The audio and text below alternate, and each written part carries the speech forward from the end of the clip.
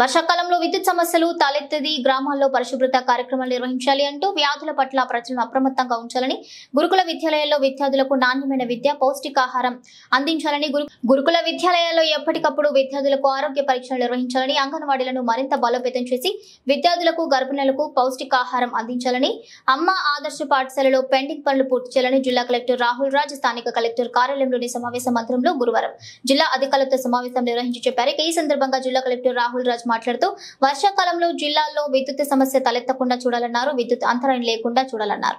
విద్యుత్ సరఫరాలో ఏదైనా సమస్యలుంటే త్వరితగతిన పరిష్కరించాలన్నారు. గ్రామాల్లో పరిశుద్ధ కార్యక్రమం నిర్వహించాలని ప్రజలకు అంటువ్యాధుల పట్ల అవగాహన కార్యక్రమాలు నిర్వహించాలని వర్షాకాలంలో ప్రజల ఆరోగ్య విషయంలో చైతన్యవంతం చేయాలని అధికారులకు సూచించారు. అనారోగ్యానికి గురైన ప్రజలకు సరైన వైద్య పరీక్షలు నిర్వహించి సరైన మందులు పంపిణీ చేయాలన్నారు. గురుకుల విద్యాలయాల్లో విద్యార్థులకు నాణ్యమైన విద్య పౌష్టికాహారం అందించాలని గురుకుల విద్యాలయాల్లోని విద్యార్థులందరికీ ఎప్పటికప్పుడు ఆరోగ్య పరీక్షలు నిర్వహించాలన్నారు. అంగన్వాడీలను మరింత బలోపేతం చేసి విద్యార్థులకు గర్భిణులకు పౌష్టికాహారం అందించాలని పేర్కొన్నారు. అమ్మ ఆదర్శ పాఠశాలలో పెండింగ్ పనులు పూర్తి చేయాలని అధికారులను ఆదేశించారు. ఈ కార్యక్రమంలో జిల్లా అదనపు collector Venkateswarlu, ZP CEO Ellaiah, వైద్యాధికారి శ్రీరామ్, జిల్లా అధికారులు, సిబ్బంది తదితరులు పాల్గొన్నారు.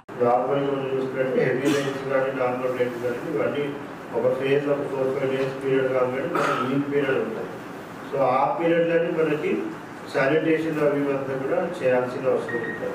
నార్మల్గా పడేటప్పుడైతే ఏం శానిటేషన్ యాక్టివిటీస్ మనం ఎక్కువ చేయలేకపోవచ్చు.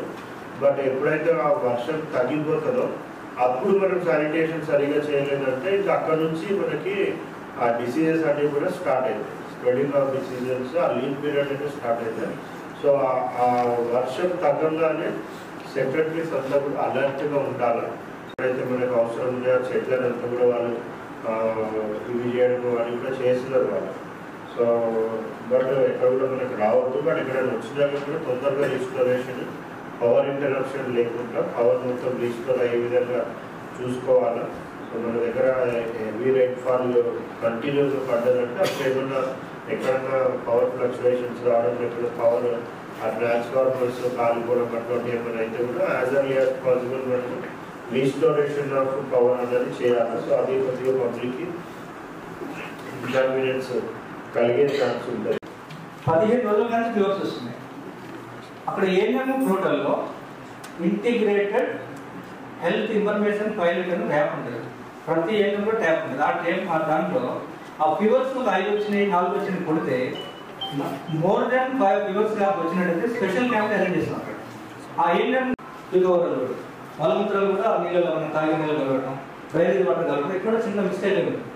సో దాంతో వాళ్ళు ఏం చేశారు, పక్కన అంటే మన రామన్నపేట ప్రభుత్వ ఆసుపత్రి ఉంటుంది, పక్కన అంటే ఒక 4 కిలోమీటర్ల దూరంలో ధర్మారం చేసేవారు. ఇక్కడికి పోకుండా వాళ్ళు ఆర్ఎంపీ డాక్టర్స్ని ఆశ్రయిస్తే వాళ్ళు 5 ఫ్లూయిడ్స్ ఒక 5 ఫ్లూయిడ్ పెడితే 500 అట్లా వాళ్ళు డయాగ్నోస్ ఫాలో చేస్తారు. ఎక్సర్సైజ్ మల్టీపర్పస్ వర్కర్స్కి అన్ని గ్రామ పంచాయతీలో కూడా సాలరీస్ వచ్చినాయి. సో ఈ రోజు కూడా సెక్రటరీస్ వాళ్ళ మీద కూడా సీరియస్గా ఎవరి మీద కూడా యాక్షన్ తీసుకోలేదు. చాలా మంది మీద కూడా నాకు వాళ్ళ వర్క్ నచ్చకపోయినా ఎందుకు పోయినట్టుంటే ఫీల్డ్ లెవెల్లో కూడా కొన్ని ప్రాబ్లమ్స్ ఉన్నాయి. మల్టీపర్పస్ వర్కర్స్ కూడా సాలరీస్ వస్తలేదు. సో వాళ్ళు చేయమంటే మరి ఎక్కడి నుంచి చేపిస్తారు అనేసి కూడా మెయిన్ థింగ్ ఏంటంటే మనకి ఒక సంతోషించదగ్గ విషయం ఏంటి అంటే మల్టీపర్పస్ వర్కర్స్కి ఆల్మోస్ట్ అన్ని గ్రామ పంచాయతీలలో కూడా ఇప్పుడు ఇక్కడ ఉన్నవారు చాలా మంది స్పెషల్ ఆఫీసర్స్ ఉన్నారు. ఆల్మోస్ట్ 90% అందరు స్పెషల్ ఆఫీసర్స్గా ఏదో ఒక గ్రామ పంచాయతీకి ఉన్న వాళ్ళే ఉన్నారు.